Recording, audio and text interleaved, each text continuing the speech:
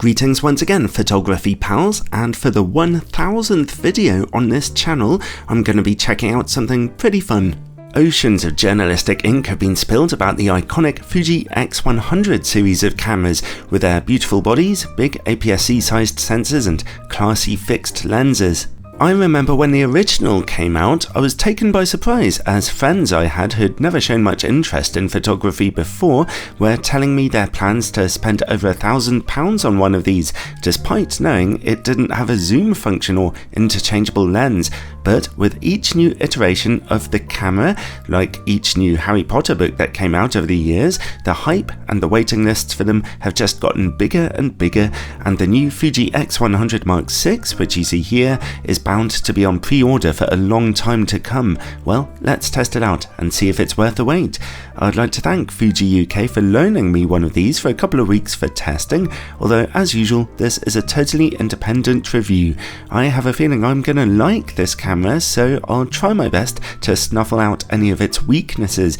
It comes in a black or silver finish. I much prefer the silver, and the camera's price, for those who even care at this point, is £1,600 here in the UK or $1,600 US before sales tax.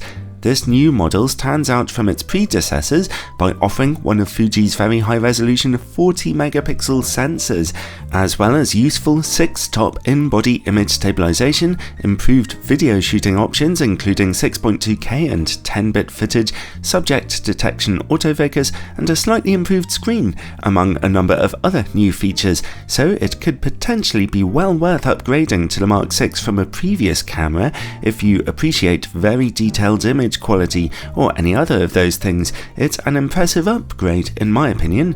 For those of you interested, coming soon to this channel is a review of the 23mm f2 lens that is permanently attached to the front of this camera. I'm going to test this thing's lens and the details of its optical image quality separately for you all, probably in a week or so when I've finished writing up the review. Something I will note about the lens here is that it has an attachment thread hidden behind a metal ring at the front, which lets you attach filter devices, a hood, or a wide angle or telephoto converter. Anyway, back to the camera body itself, and the first thing you notice is its lovely size and weight, which have been refined over the years. It feels much more substantial than your run-of-the-mill compact camera, and looks more substantial also. Its metal build quality feels gorgeous, but it's still easily small enough to fit into a pocket, much thinner than virtually any other aps-c camera and lens combination. There's just enough of a hand grip to it to make it feel comfortable in your hands, especially considering you can't really fit any big heavy lenses to it. One fairly unique selling point of this whole series of cameras is Fuji's lovely hybrid viewfinder, which works a lot like a rangefinder viewfinder, letting you see a bit outside your final picture. With a heads-up display and the ability to switch over to a completely electronic mode to view back your pictures, virtually everyone will find it loads of fun and a unique experience to use, as well as it offering a big, sharp image. And the screen is excellent too, very sharp and bright with accurate colours, and it tilts up and down pretty far. That makes it quick to use for stills photography, but a little less flexible for video work. Probably the right choice from Fuji for this kind of camera, although you can't turn the screen around enough to easily take selfies. Not that the lens is really as wide as it should be for selfies ideally. Anyway, when it comes to the camera's controls, there are separate switches for auto, manual and continuous autofocus on the side, as well as aperture control, shutter speed, ISO level and exposure compensation. That makes the camera pretty fun to use, albeit a little daunting for those still learning their photography basics. There's also a customizable control button on the top, 2 pressable control wheels, one at the front and one in the rear, as well as an interesting little spring-loaded custom switch to the front. The smooth turning control ring on the edge of the lens is also customizable, and of course when you're switched to manual focus mode, it'll control your focus. It can also be set to handle the camera's virtual zoom mode, which automatically crops into your image for a zoom effect, but at increasingly lower resolutions in line with the camera's sensor. Personally, I prefer just to do my cropping in editing. All that to say, the camera just has loads of customizable nooks and crannies to discover about its person. I wasn't a big fan of the camera's rear button layout, to be honest. The drive delete, AEL and quick menu buttons are in kind of awkward spots, especially that quick menu button, which is something I want my thumb to easily find while shooting, and the button is a bit too flush with the body to find easily as well. I'd slightly question the need for a dedicated AEL/AFL button, although I concede that's just not part of my own everyday shooting. What I'd love to have seen is a dedicated button for the camera's awesome film simulations. Imagine that, changing from Velvia to Acros to Eterna Bleach Bypass in the press of a button. I think that'd get people even more excited about Fuji's film simulations. It's a big unique selling point of their cameras, well, to me anyway. Still, once you get used to it, the camera is fairly quick to handle and to use when you get used to it. Obviously, the extra controls for shutter and ISO and aperture can slow you down a little, but then again, that's just part of the charm and even the intention of the camera's design.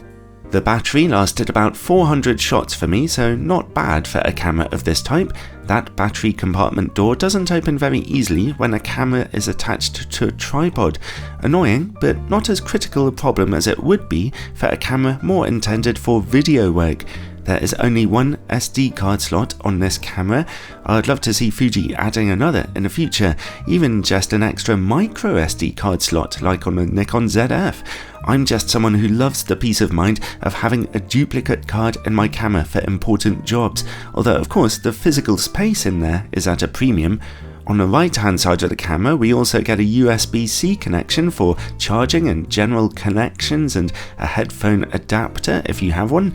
We also get a small microphone and remote port and a micro HDMI output, which can be configured quite a bit in the camera's menu.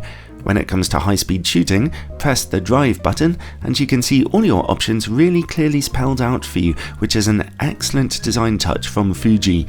Shooting with the electronic instead of the mechanical shutter will always give you better speeds, and the camera can shoot up to 20 frames per second, albeit with a 1.29 times crop, and with a buffer that's not really very big. Still, that's pretty fast, and as a side note, I absolutely love the quiet clicking noise of this camera's mechanical shutter. It sounds svelte and absolutely beautiful. The camera features a hot shoe on the top and a not very powerful built-in flash at the front.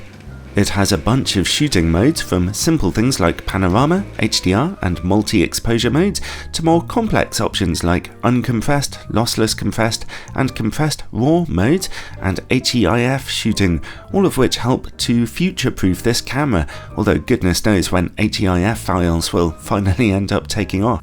Cosmetic picture effect includes skin smoothing, a grain effect, and of course Fuji's famous and awesome film simulations, over 20 of them this time. I particularly enjoyed the classic Chrome, Eterna Cinema and Eterna Bleach Bypass modes. They look absolutely stunning if you choose the right mode for your shot, and they really are a great selling point of Fuji cameras, I think. And I love shooting in Acros black and white modes with their various virtual colour filters, just wonderful. Now then, autofocus. It has a 425-point intelligent hybrid autofocus system with machine learning for autofocus tracking, so this is almost the best system Fuji have to offer nowadays. The camera can autofocus quite quickly here, as you can see, although the lens emits a moderate whirring sound as it does so, which is not so welcome. New to the Mark VI camera are subject tracking modes in autofocus, which work great, although they're not so critical considering we're working with a wide-angle lens here.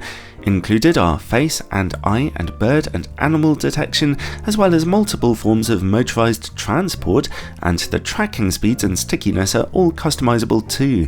Here you can see the eye detection autofocus at work. It's doing a great job in detecting my eyes as I walk around, although the camera's autofocus motor can sometimes be a little bit slow in actually following me and catching up to me if I move around too quickly. This is obviously not a camera for sports photography, although Fuji have thrown in some helpful sports features anyway, such as pre-shot burst shooting and flicker reduction, which can admittedly be useful for other kinds of photography. The camera also has a built-in 4-stop ND filter, which can be turned on and off, an uncommon feature which can be really useful for video work or long exposure photography, and I'd like to see that feature in a lot more cameras, to be honest. The camera's sensor is image stabilized, as I mentioned before. Here is some footage with stabilization turned off and now turned on. I found the stabilization worked fine for stills photography, but it could still be a bit wobbly for video work, as you can see here. When it comes to video modes, the camera can shoot in 6.2K up to 30 frames per second for extra detail, all the way down to 1080p, but at a possible 240 frames per second, and it's capable of shooting 10-bit footage and in H.264 or H.265 format, so you have lots of options here. I'll be looking at video quality more in a few minutes, but your options here are very healthy. All in all, the camera is well designed, well customizable, and packed with features and useful options. Fuji are kind of throwing the kitchen sink at this one, while still keeping well true to its X100 series heritage. Unique features such as the hybrid viewfinder simply add to the fun. In the future, I'd love to see those rear controls having a bit of a redesign though, as well as some kind of second memory card slot if Fuji can find room for it in there somewhere. Even just a little micro SD card slot would be better than nothing. Alright then, image quality. What can that 40 megapixel aps-c sized sensor really do? Let's look at RAW versus JPEG resolution first. RAW images are absolutely packed with fine detail here, although they do look just a little noisy. Fuji's JPEG engine is doing an excellent job of maintaining a good detail of that fine detail while smoothing out any noise issues, although in common with other Fuji cameras, I still think it's slightly over-sharpening the image just a little, which leads to a striking picture, but I'd appreciate just a little more subtlety to the contrast levels. Okay, let's look at high ISO noise levels. ISO 125 to 800 look fabulous here. At ISO 1600 we're starting to get just a little bit of squelchiness and muddle on fine details, but the image still looks pretty great. ISO 3200 is starting to look pretty washed out though. It'll be fine for smaller prints, but not so good for cropping. ISO 6400 is just about usable, but ISO 12800 is getting a bit too impressionistic for my tastes, not to mention noisy. Still, considering it's a 40 megapixel aps-c sensor, this picture quality is perfectly reasonable, I think, in fact pretty good. It's certainly a bit noisier than a lower resolution sensor might be, but then again, when scaled back, the images will look about the same, so it's definitely worth it for the higher possible detail, in my opinion. Let's have just a quick look at dynamic range, and when shooting in RAW, it's actually very good with this camera. As you can see here, you can bring shadow areas right up in editing and still get a reasonable image. So if you're someone who's proficient in editing RAW images, then one option is to underexpose your image to preserve highlights, then simply bring your shadows up. That's about all I can say about still image quality, and this is more of a stills than a video camera, but Fuji have packed it with high quality video modes nonetheless, so let's see about video quality. We'll start with the camera's highest resolution 6.2K video mode.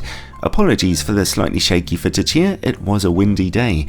As you can see, the 6.2K mode is packed with detail, as you'd expect, although some areas, like the rocks here, can look a little blocky. That sharpness remains excellent up to ISO 800, although ISO 1600 is really starting to lose out on finer details. However, as you can see here, ISO 3200 and 6400 are looking really washed out, and ISO 12800 is just a noisy mess. Well, let's have a look now at the high quality 4K mode, which is downsampled from 6.2K. Unsurprisingly, the footage doesn't capture as much detail here, but it's still looking very good for 4K. High ISO noise levels stay about the same too, with ISO 1600 again looking rather weak and 3200 and beyond looking especially poor. Alright, well, let's try the standard quality 4K mode now. I don't like it. Even at ISO 125 we're seeing some ugly video artifacts and moire and less detail, which again get worse at ISO 1600, and as you can see, video quality is horrible at ISO 3200 and beyond.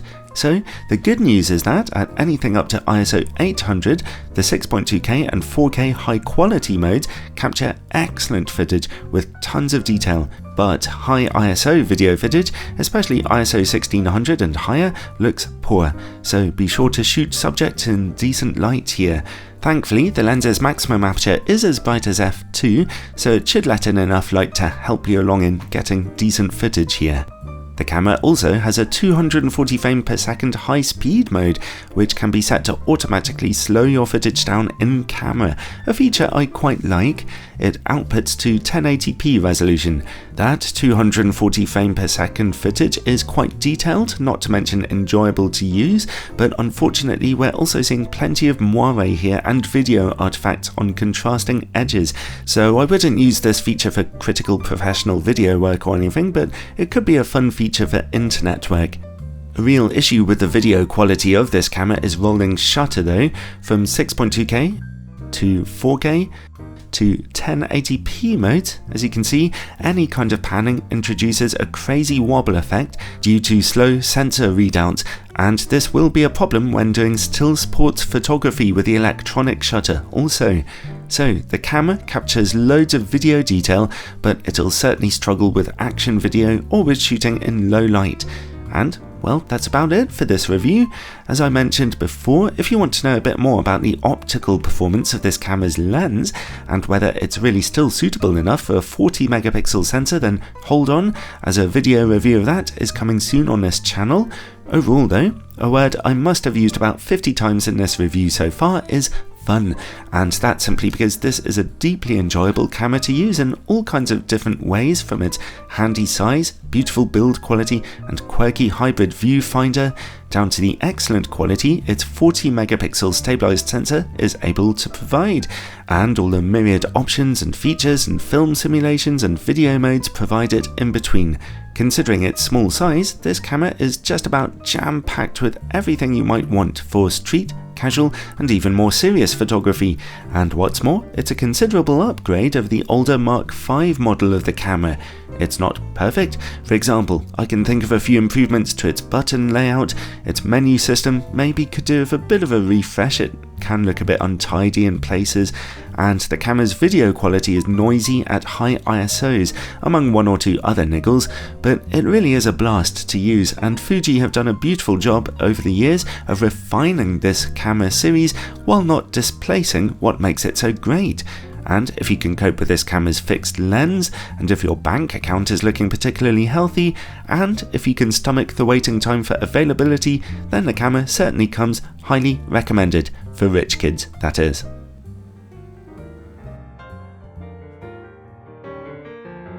Okay, thanks for watching everyone. 1,000 videos now, that is crazy. Check out the playlists on my channel that I recently sorted all those videos into for help navigating through them. According to those playlists, I've made 831 lens reviews on this channel so far, 27 camera reviews, and of course all kinds of other videos too. I really need to get a life, don't I?